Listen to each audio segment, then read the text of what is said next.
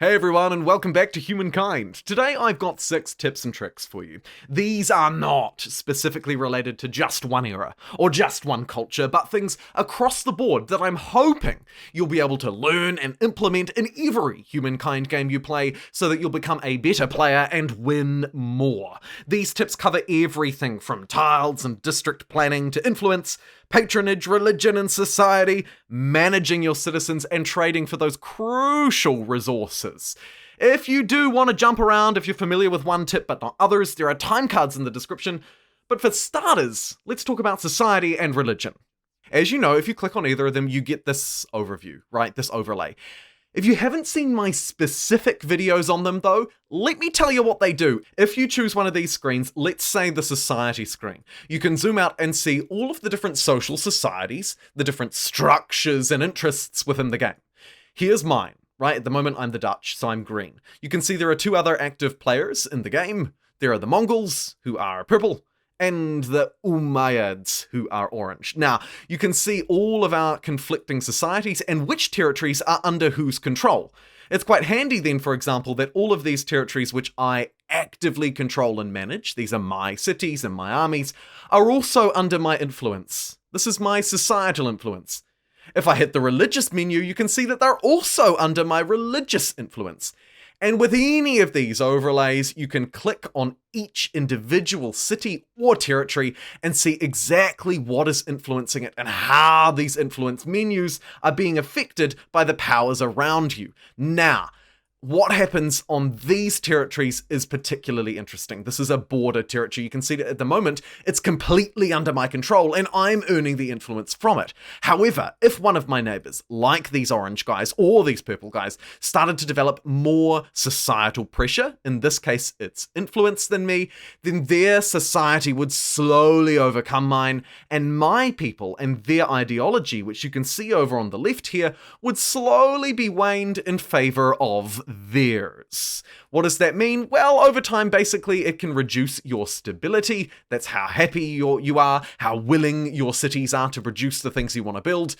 Also, it can force you to choose certain civics as well. You can be forced to revoke some of your decisions and enact some of theirs. Lots of interesting things at play. Likewise, with the religious menu, this is largely what determines how many followers your religion has, and therefore how soon you'll be able to upgrade it.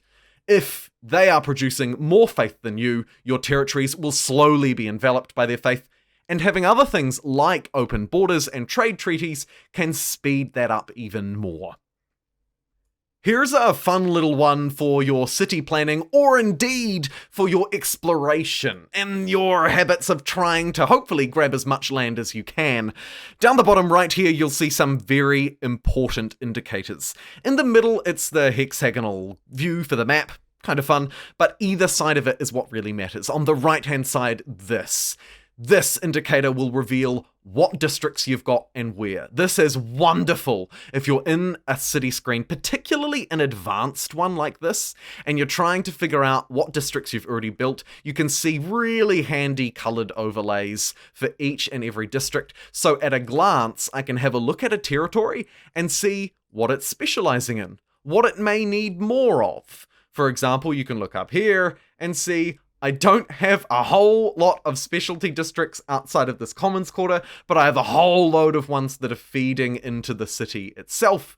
Having a look down here at this city, you can see 3 pink borders, a few food ones here that are green. Really helpful if you're planning out where to put future districts. And like I say, if you want to just look at anywhere at a glance and see what it's doing well and maybe what it needs more of.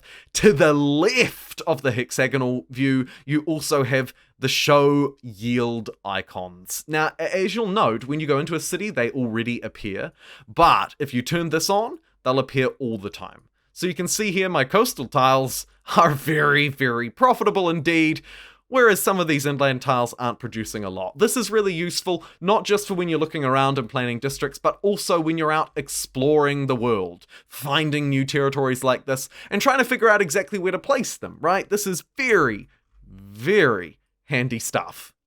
Now, I'm going to produce a guide on this next one down the line, but I want to just find a nice little city like Warpost 1 to show you this, the citizen management stuff. It might sound boring a bit at first, but it's super important. So click on one of your cities, and then click this little drop-down arrow if it's not already dropped down, and you'll get an overview of this, your wonderful citizens and what each one is doing. These are the populations within your city. You can see here Warpost 1 has a population of 12, and as luck would have it, there are 12 of these specialist populations up the top. You can double check if you don't believe me. Each one is performing a specific job, and you can see here there's a cap to how many I can have. I can have 5 money specialists, but only 3 industry specialists.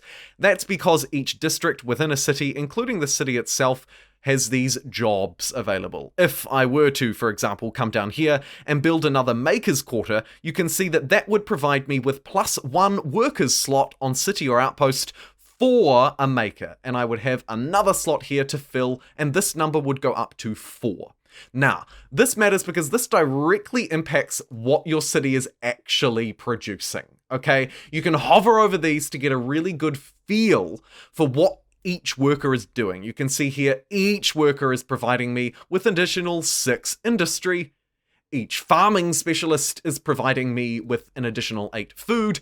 The beauty of this is twofold. Firstly, I can click and grab these guys and literally just drop them around and change the yields. Take a look at this. So at the minute, this city is, you can see my city's food output is high enough to support it growing. It's currently gaining one population every 21 turns. Now, let's say I want to change that, and let's say I'm happy earning 1,800 gold per turn and I don't need these money specialists. Well, providing there are jobs for them, I can drop them over. Boom. Now I've got 4 food specialists, and you can see I'm growing faster. Now it's only going to take me 6 turns to get another population. If I was more interested in science and upping the scientific value of this city, I could do the same. Let's reposition and reassign some of these dudes onto science, and you can see now I'm getting way more science. Watch as I strip science back to nothing. This city, without any scientists, will get +23 science. If I bring them back in, and indeed you can grab multiple people at once, particularly once you get over 5, now I'm producing a whopping 63. Look at that, an extra 40 science thanks to my researchers, and this, of course, only scales with time. If you don't want to micro it that much, you can jump in here and choose certain policies which will favor 1 or 2 yields over others. That's great if you just want to jump in and be like, I want gold and science, I don't want food and production, hit this, and as you can see, it will prioritize science and gold, and then production and food down the line. Might not be the best for the city though. Now it's starving, so I'm going to swap back to balanced and maybe just micromanage one of these money specialists out because I don't need the money, but I do need the food. Let's say you're zooming around the map and there's a resource that you just really, really want. Marble, maybe. Maybe it's a strategic resource like copper. Who knows? There are 2 different ways you can go about getting it. Firstly, obviously, you need to open up this diplomacy tree over on the right-hand side there by clicking on the empire that you've met. You can then head to treaties and propose certain trade treaties. Proposing this one will allow you to trade luxuries automatically, and doing this one will allow you to trade everything. That's strategic resources 2. Have a look here, and I've got these treaties already sorted, right? My treaties are already done, and I can trade all of these resources. If I want to pick one up, it's literally as easy as going over here to their luxury, their marble, and clicking buy. That's all that I need to do to purchase it. However, you can also zoom across the map and actually just click on any individual resource if you can see it, and you have trade with that empire open, and you can buy it straight from there. So you don't need to jump in through these menus. You can actually pan across the world looking for the resource that you want, and then just hone in, click on it, and buy it. Easy as. I know I said that these were all wide-reaching, but there is one that's just slightly more specific, but you should still come across it in every game, so I'm including it in this video.